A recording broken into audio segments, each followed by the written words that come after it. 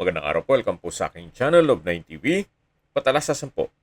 Meron po ba kayong mga properties na napapabayaan or non-performing assets? Plan nyo ibenta. Pero wala kayong oras pagbibenta nito. Kung ito'y pagkakatiwala nyo po sa amin, tawag lang po kayo sa aking numero. Usap po tayo. Gawan ko po ng video for free. Yes, libre po. Wala po kayong babayaran. Tutulungan pa namin kayong mabenta ang inyong property. Kami na po bala sa marketing, sa boosting or paid ads, even sa tripping. Hindi na po kayo mapapagod sa pag-entertain ng mga buyers. Kami na po bala sa lahat. Tawag lang po kayo. Nandito po tayo ngayon sa Rio de Oro Subdivision dito sa General Trias, Cavite. Kung saan ito po isang exclusive subdivision na meron pong clubhouse, swimming pool, basketball court, parks and playgrounds, at meron pong 24 hours security. Napakatahimik po ng lugar, sariwa ang hangin, at sa klima naman po, banayad lang, hindi naman siya ganun kainit at hindi naman ganun kalamig. Ito pong subdivision ay along the highway, kaya accessible din po ito ng public transportation. Tunghayan niyo po ulit itong swimming pool bago natin puntahan yung lupang binibenta. Nandito na po tayo sa 4 na parsela ng lupa na binibenta ni Madam. Bali po, 2 parsela dito sa kabilang street at doon naman sa may puno, may 2 parsela ng lupa din doon. So magkabaliktaran po yung 4 na parsela ng lupa. Yung isang parsela po ay may lot area na 106 square meters at yung katabi naman ay 105 square meters. Yan po yung dun sa kabilang side na daan. At dito naman po sa binabaybay natin ay yung 101 square meters at 102 square meters. Lahat po yan ay may individual title. Ito pong may puno ay yung number 26 na 101 square meters. Then, ito naman po yung number 28 lot na 102 square meters. Then, sa likod po niyan ay yung number 25 at 27 na may lot area na 106 at 105.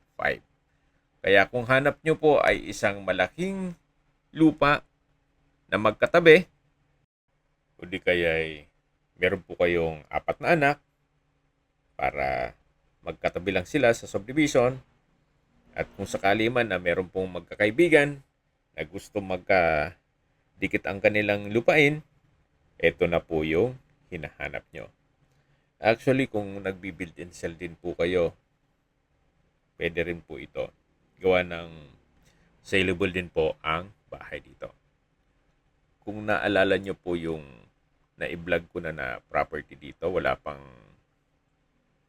2 weeks or 3 weeks, nabenta po siya kaagad. Pero kahit na mag-land banking muna kayo dito, pwede pa rin po. Gawa ng marami na rin nagpapatayo ng bahay dito. Ang lupa na may kada taon tumataas po ang value.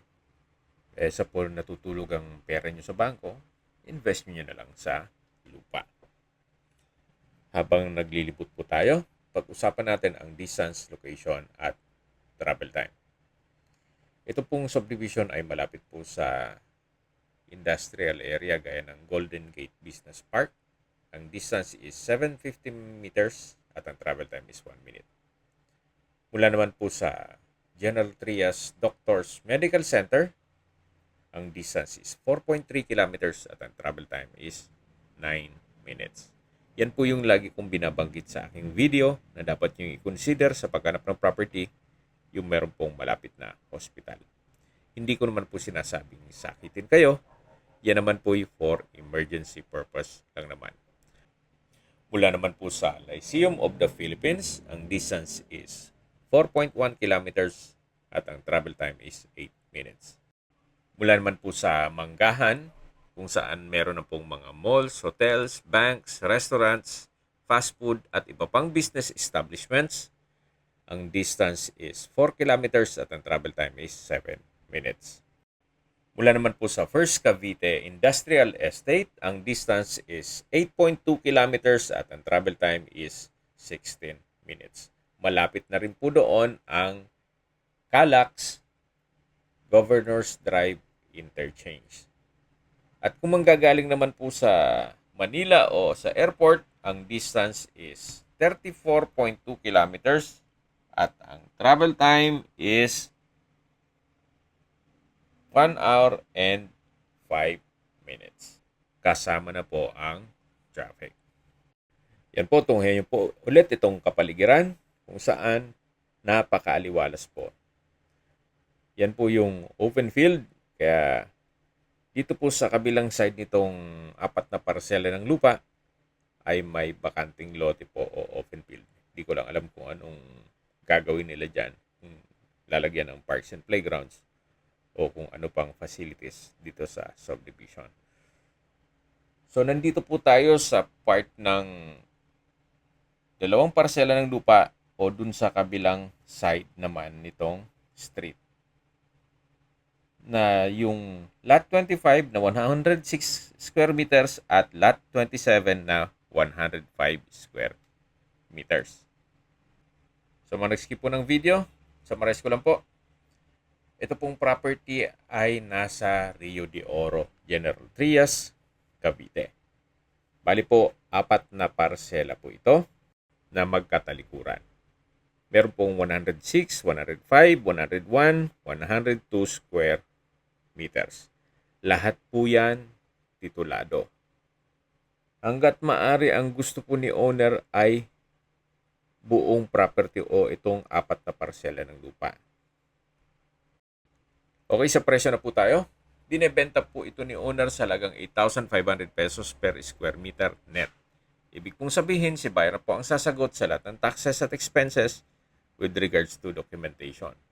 Kung may mga katanungan po kayo, tawag lang po kayo sa aking numero. At sa mga kababayan naman natin na sa ibang bansa, meron po akong Telegram. Sa mga iPhone user man may iMessage. Meron din pong Imo, Skype, Viber at WhatsApp. Same number lang po, 0917-316-3399. Sa mga nagtatanong naman po ng aming Facebook, meron po aming Facebook page na Nov9 TV at Facebook Reels Video. Meron din pong TikTok at Instagram. May ibang YouTube channel po kami na The Nov9 TV channel at Nov9 TV Listings. Sana po naibigan nyo ang video presentation. Paki-like and subscribe na lang po sa aking channel para ma-update din po kayo sa aking future listings. Kung sakali po hanap nyo yung mas malaking sukat ng lupa, meron din po kaming ibang listings na pwede nyong pagpilian.